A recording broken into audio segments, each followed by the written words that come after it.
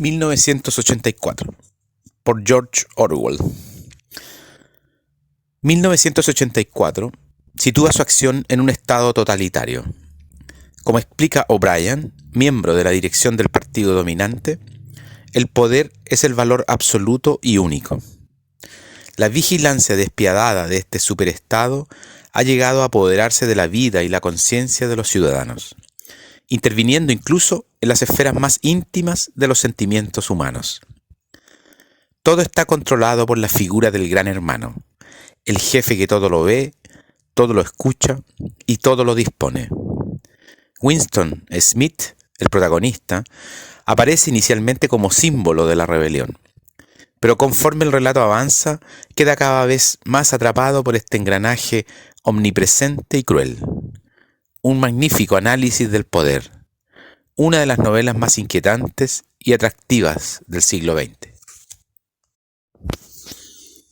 Era un día luminoso y frío de abril y los relojes daban las 13. Winston Smith, con la barbilla clavada en el pecho en su esfuerzo por burlar el molestísimo viento, se deslizó rápidamente por entre las puertas de cristal de las casas de la Victoria, aunque no con la suficiente rapidez para evitar que una ráfaga polvorienta se colara con él. El vestíbulo olía a legumbres cocidas y esteras viejas. Al fondo, un cartel de colores, demasiado grande para hallarse en un interior, estaba pegado a la pared. Representaba solo un enorme rostro de más de 1 metro de anchura. La cara de un hombre de unos 45 años, con un gran bigote negro y facciones hermosas y endurecidas. Winston se dirigió hacia las escaleras. Era inútil intentar subir en el ascensor. No funcionaba con frecuencia y en esta época la corriente se cortaba durante las horas de día. Esto era parte de las restricciones con que se preparaba la Semana del Odio. Winston tenía que subir a un 7º piso. Con sus 39 años y una úlcera de varices por encima del tobillo derecho, subió lentamente, descansando varias veces. En cada descansillo, frente a la puerta del ascensor, el cartelón del enorme rostro miraba desde el muro. Era uno de esos dibujos realizados de tal manera que los ojos le siguen a uno a donde quiera que esté. El gran hermano te vigila, decían las palabras al pie. Dentro del piso, una voz llena leía una lista de números que tenían algo que ver con la producción de lingotes de hierro. La voz salía de una placa oblonga de metal, una especie de espejo empañado que formaba parte de la superficie de la pared situada a la derecha. Winston hizo funcionar su regulador y la voz disminuyó de volumen aunque las palabras seguían distinguiéndose. El instrumento, llamado telepantalla, podía ser amortiguado, pero no había manera de cerrarlo del todo. Winston fue hacia la ventana, una figura pequeña y frágil cuya delgadez resultaba realzada por el mono azul, uniforme del partido. Tenía el cabello muy rubio, una cara sanguínea y la piel embastecida por un jabón malo, las romas hojas de afeitar y el frío de un invierno que acababa de terminar. Afuera, incluso a través de los ventanales cerrados, el mundo parecía frío. Calle abajo se formaban pequeños torbellinos de viento y polvo. Los papeles rotos subían en espirales, y aunque el sol lucía y el cielo estaba intensamente azul, nada parecía tener color a no ser los carteles pegados por todas partes. La cara de los bigotes negros miraba desde todas las esquinas que dominaban la circulación.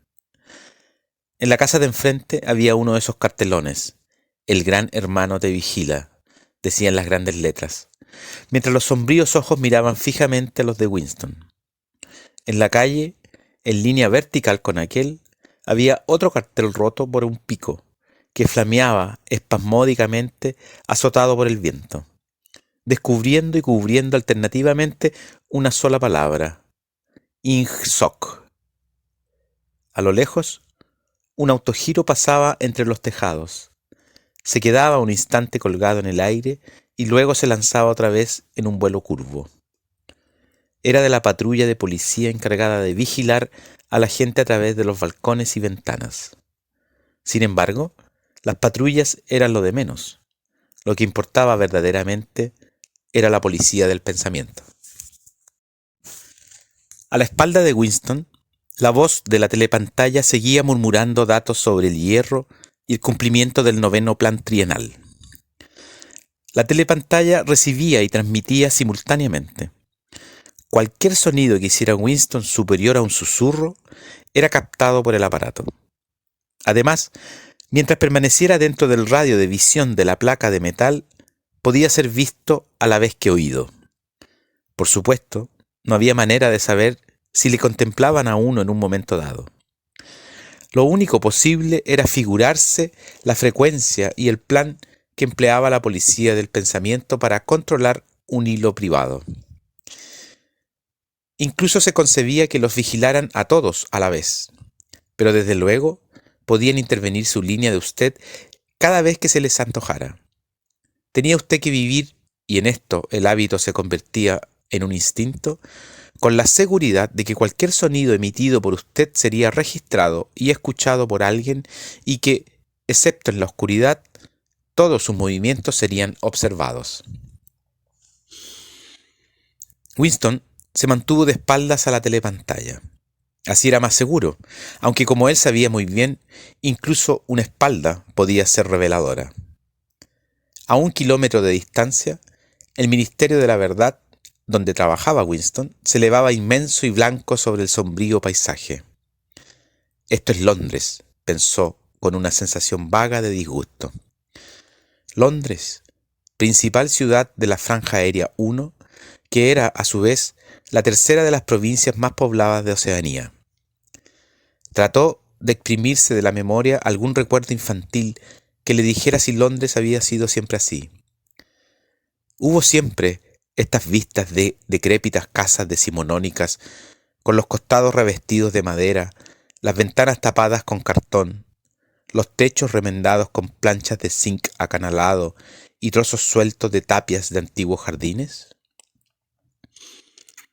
Y los lugares bombardeados, cuyos restos de yeso y cemento revoloteaban pulverizados en el aire, y el césped amontonado, y los lugares donde las bombas habían abierto claros de mayor extensión y habían surgido en ellos sórdidas colonias de chozas de madera que parecían gallineros.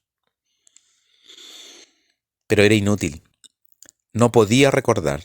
Nada le quedaba de su infancia excepto una serie de cuadros brillantemente iluminados y sin fondo, que en su mayoría le resultaban ininteligibles. El Ministerio de la Verdad, que en neolengua se le llamaba el Miniver, era diferente, hasta un extremo asombroso, de cualquier otro objeto que se presentara a la vista. Era una enorme estructura piramidal de cemento armado blanco y reluciente, que se elevaba terraza tras terraza a unos 300 metros de altura. Desde donde Winston se hallaba, podían leerse adheridas sobre su blanca fachada, en letras de elegante forma, las 3 consignas del partido. La guerra es la paz, la libertad es la esclavitud y la ignorancia es la fuerza. Se decía que en el Ministerio de la Verdad tenía 3.000 habitaciones sobre el nivel del suelo y las correspondientes ramificaciones en el subsuelo. En Londres solo había otros 3 edificios del mismo aspecto y tamaño. Estos aplastaban de tal manera la arquitectura de los alrededores que desde el techo de las casas de la Victoria se podían distinguir a la vez los 4 edificios. En ellos estaban instalados los 4 ministerios entre los cuales se dividía todo el sistema gubernamental. El Ministerio de la Verdad, que se dedicaba a las noticias, a los espectáculos, la educación y las bellas artes. El Ministerio de la Paz, para los asuntos de guerra. El Ministerio del Amor, encargado de mantener la ley y el orden. Y el Ministerio de la Abundancia, al que correspondían los asuntos económicos. Sus nombres en neolengua: Miniver, Minipax, Minimor y Minindancia. El Ministerio del Amor era terrorífico. No tenía ventanas en absoluto. Winston nunca había estado dentro del Minimor, ni siquiera se había acercado a medio kilómetro de él. Era imposible entrar allí a no ser por un asunto oficial, y en este caso había que pasar por un laberinto de caminos rodeados de alambre espinoso, puertas de acero y ocultos nidos de ametralladoras. Incluso las calles que conducían a sus salidas extremas estaban muy vigiladas por guardias, con caras de gorila y uniformes negros, armados con porras. Winston se volvió de pronto. Había adquirido su rostro instantáneamente la expresión de tranquilo optimismo que era prudente llevar al enfrentarse con la telepantalla. Cruzó la habitación hacia la diminuta cocina. Por haber salido del ministerio a esta hora tuvo que renunciar a almorzar en la cantina y enseguida comprobó que no le quedaban víveres en la cocina a no ser un mendrugo de pan muy oscuro que debía guardar para el desayuno del día siguiente. Tomó de un estante una botella de un líquido incoloro con una sencilla etiqueta que decía Ginebra de la Victoria. Aquello olía a medicina, algo así como el espíritu de arroz chino. Winston se sirvió una tacita, se preparó los nervios para el choque y se lo tragó de un golpe como si se lo hubieran recetado.